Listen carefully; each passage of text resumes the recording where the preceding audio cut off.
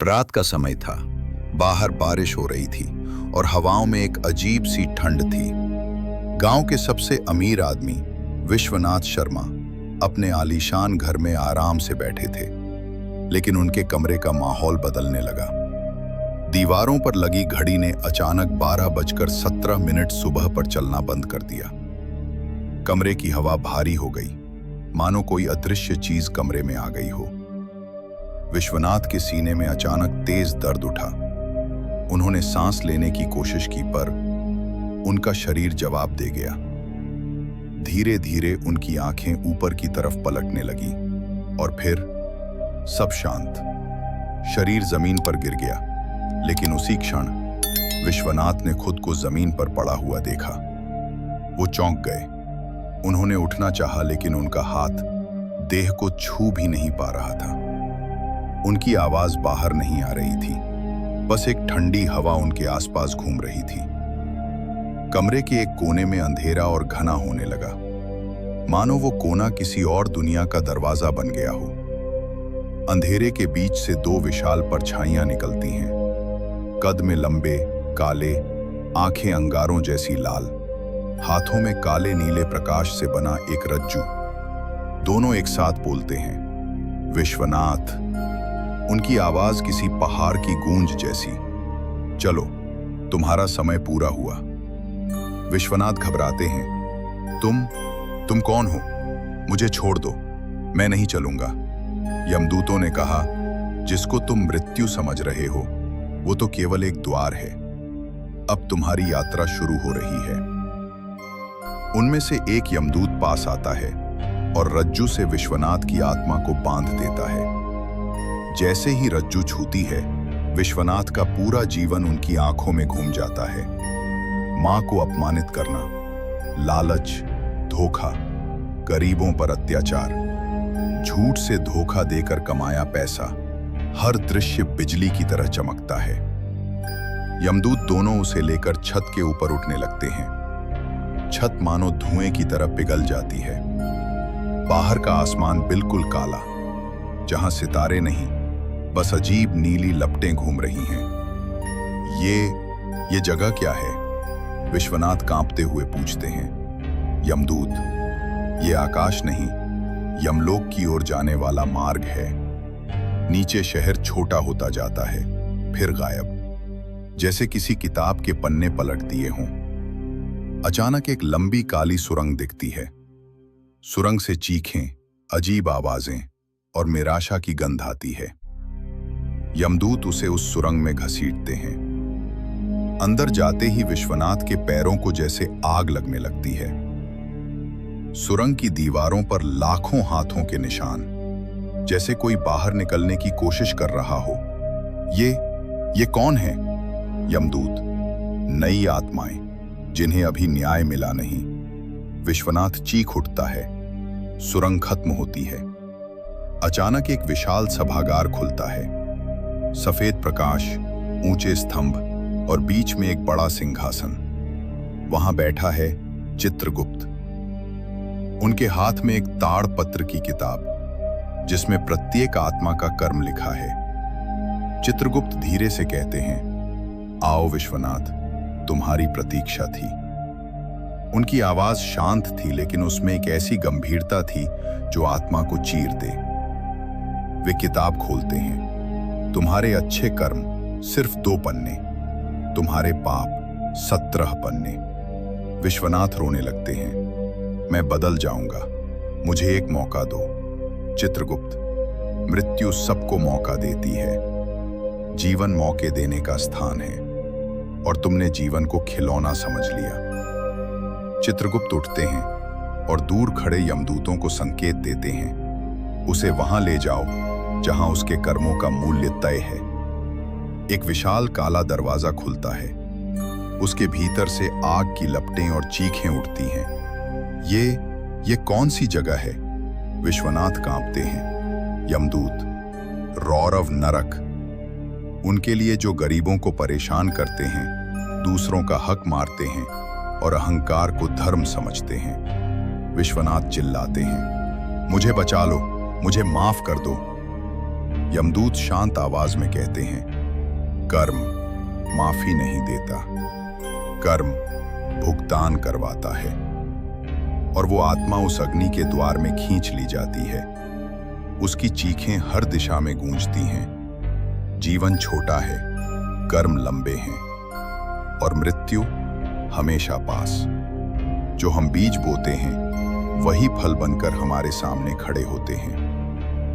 ये कहानी विश्वनाथ की नहीं, हर उस इंसान की है जो सोचता है कि गलतियां छिप जाएंगी, लेकिन कर्म कभी नहीं भूलता। द्वार खुलते ही आग की लपटें लाल नहीं बल्कि नीली थी। नीली आग जो दिखती शांत है पर जलाती सबसे ज्यादा है। जैसे ही विश्वनाथ उस द्वार के अंदर गिरा, नीचे जमीन नहीं थी बल्कि अधबुझी राख और अंगारों का सागर था। उसकी आत्मा उस आग पर गिरती है और तुरंत चिल्ला उठती है, स्क्रीमिंग, आह! ये आग, ये मुझे जला क्यों रही है?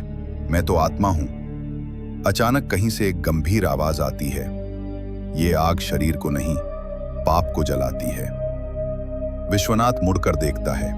एक काला दानवाकार प्राणी चाबुक लिए खड़ा है, लेकिन ये यमदूत नहीं था, ये नरक का रक्षक था। नाम क्रोधानल। तुम्हारे पाप इतने भारी थे कि आत्मा भी उनका बोझ सह नहीं पा रही। विश्वनाथ डर के मारे कांपते हुए, मैं बदल जाऊंगा, मुझे वापस भेज दो। क्रोधानल हंसता है, ये बात जीवन में कहनी थी। नरक में बदलाव नहीं, केवल दंड मिलता है। क्रोधानल रस्सी से विश्वनाथ को खींचता हुआ एक संकरी काली गली में ले जाता है। इस गली में सैकड़ों आत्माएं अपने अपने पाप के अनुसार दंड भुगत रही थीं। कोई बिना शरीर के चिल्ला रही, कोई अपने कर्मों का दर्पण देख देख कर रो रही, कोई अपने द्वारा किया अत्याचार खुद पर झेल रही। गली की दीवारों पर लाल लाल आंखें हर आत्मा को देख रही थीं। विश्वनाथ की आत्मा कांप जाती है। क्रोधानल उसे एक विशाल खंभे के पास लाता है। वो खंभा सीधा नहीं बल्कि किसी इंसान की रीढ़ जैसा मुड़ा तुड़ा था। क्रोधानल बोलता है, ये है अहंकार स्तंभ। जो लोग अपने अहंकार से दूसरों को कुचलते हैं, उनकी आत्मा को यह स्तंभ सीधा करता है। विश्वनाथ घबराकर पूछता है, क्या होगा मुझे? तुम्हारे जीवन का सबसे बड़ा पाप अहंकार। तुमने गरीबों को अपमानित किया, उनकी आंखों में आंसू देखकर गर्व महसूस किया। अब तुम्हारी आत्मा वही अनुभव करेगी। खंभे से एक नीली जंजीर निकलती है, सीधे विश्वनाथ के सीने में धंसती है और उसे खींचकर खंभे के साथ जोड़ देती है। विश्वनाथ की आत्मा में दर्द इतना तेज उठता है कि वो चीखते चीखते बेहोश हो जाता है। लेकिन नरक में बेहोशी होती नहीं, चीखें गूंजती रहती हैं। तभी नीले धुएं के बीच चित्रगुप्त की आवाज गूंजती है, विश्वनाथ, ये तो शुरुआत है। अहंकार का दंड केवल एक दिन का है। अगला दंड दया विहीनता का, जो तुमने अपने माता पिता को दिया था। विश्वनाथ की आंखों से आंसू बहते हैं। वो रोकर विनती करता है, मैंने गलती की, मुझे एक मौका दो, मुझे माफ कर दो। चित्रगुप्त कहते हैं, माफी जीवन में मिलती है, नरक में नहीं। उनकी आवाज में दुख अधिक है, क्रोध नहीं। पास की आत्माएं विश्वनाथ को देखती हैं। एक बूढ़ी आत्मा धीरे कहती है, जब समय था तब तुमने किसी की नहीं सुनी, अब तुम्हारी चीखें कोई नहीं सुनेगा। एक और आत्मा चिल्लाती है, हम सब इसी तरह आए थे, पर यहां से निकलना किसी के बस की बात नहीं। विश्वनाथ घुटने टेक कर रोने लगता है, भगवान मुझे माफ करो, मुझे जीवन याद आ रहा है, काश मैंने अपने कर्म बदल दिए होते। उसके रोने की आवाज पूरा नरक हिला देती है। नरक में रात नहीं होती, लेकिन अंधकार का समय होता है। ये समय सबसे भयानक। इस समय आत्माओं के पाप जिंदा हो जाते हैं। विश्वनाथ अपने आसपास कई परछाइयों को देखता है। हर परछाई उसका एक पाप है। लालच, धोखा, माता पिता को निकालना, गरीबों का मजाक उड़ाना, दान न करना, अपमान, छल, झूठ, व्यापार। हर परछाई उसकी ओर बढ़ती है। कुछ उसे पकड़ती हैं, कुछ उसके कान में फुसफुसाती हैं। हम तू ही है, हम तेरे ही कर्म हैं। विश्वनाथ चीखता है, नहीं, ये मैं नहीं हूं। लेकिन आवाज आती है, कर्म से भाग नहीं सकते। जैसे जैसे परछाइयां पास आती हैं, अचानक नरक की जमीन कांपने लगती है। क्रोधानल दहाड़ता है, शांत रहो, कोई महान आत्मा नरक में आ रही है। और दूर गुफा के प्रवेश द्वार पर एक तेज सफेद प्रकाश दिखाई देता है। विश्वनाथ पहली बार डर में आशा देखता है। कौन कौन आ रहा है? यमदूत धीरे धीरे कहते हैं, जिसके निर्णय से नरक भी कांपता है। प्रकाश और तेज हो जाता है। आवाज आती है, विश्वनाथ।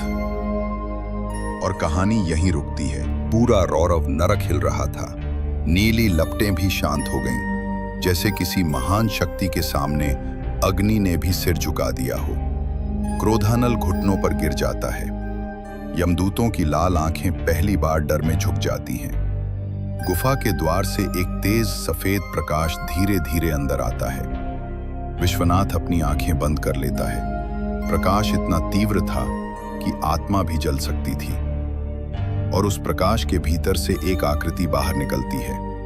लंबे वस्त्र, तेजस्वी ज्योति का मुकुट और आंखों में करुणा तथा न्याय का संतुलन। वो कोई साधारण आत्मा नहीं थी। नरक की हवा फुसफुसाती है, धर्मराज। हां, धर्मराज यम स्वयं आए थे। यम नरक के बीच खड़े होते और उनके कदमों से जमीन पिघलती नहीं बल्कि शांत हो जाती है। उनकी उपस्थिति से सभी दुष्ट छायाएं गायब हो जाती हैं। चिल्लाती आत्माएं भी शांत। धर्मराज की आवाज सागर की गहराई जैसी और आकाश की गूंज जैसी। विश्वनाथ। विश्वनाथ कांपता हुआ घुटनों पर गिर जाता है। भगवान, मुझे माफ कर दीजिए, मुझसे गलती हुई। यम कहते हैं, गलतियां सब करते हैं, लेकिन तुमने उसे अहंकार बना लिया। यमदूत पीछे हटते हैं। धर्मराज अपना हस्त उठाते हैं। तुरंत आकाश में विश्वनाथ के जीवन की सभी घटनाएं दिखाई देने लगती हैं। मां को घर से निकालना, गरीबों का अपमान, झूठ धोखे से कमाया पैसा, गांव वालों को डराकर जमीन लेना, दान न करना, अपनी पत्नी के आंसू और बीच बीच में कुछ छोटे छोटे अच्छे कर्म भी। एक बार भूखे बच्चे को खाना देना, किसी बूढ़े को सड़क पार करवाना, एक मंदिर को थाली दान करना। विश्वनाथ रो पड़ता है, मैंने बहुत भला भी किया है। यम गंभीर स्वर में, एक दीपक सूरज के सामने नहीं जलता।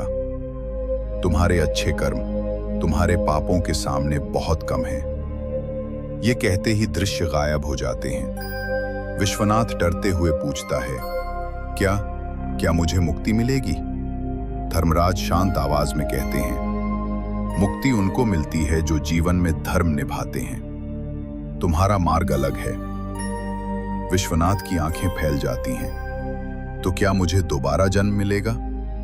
यम उत्तर देते हैं, हां, लेकिन उस जन्म में तुम्हारा जीवन उसी दर्द का अनुभव करेगा जो तुमने दूसरों को दिया। विश्वनाथ दबकर कहता है, कैसा जन्म?